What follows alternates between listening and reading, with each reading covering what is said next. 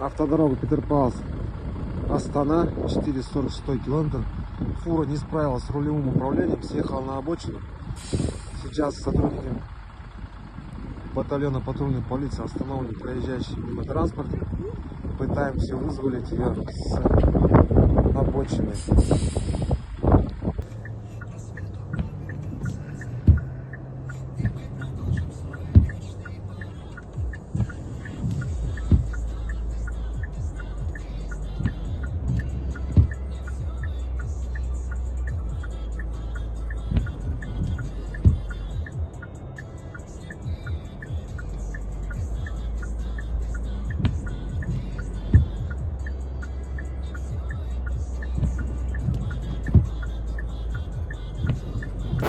7 километр автодороги Кокштау-Рузаевка на 7,7 километре.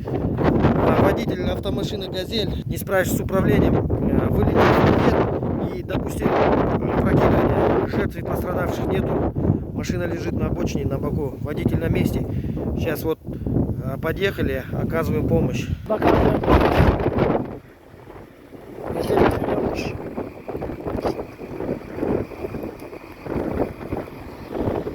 Нашли погрузчик, вызвали погрузчика.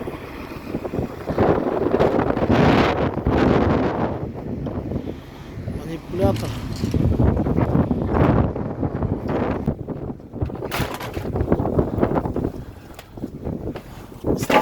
С товаром.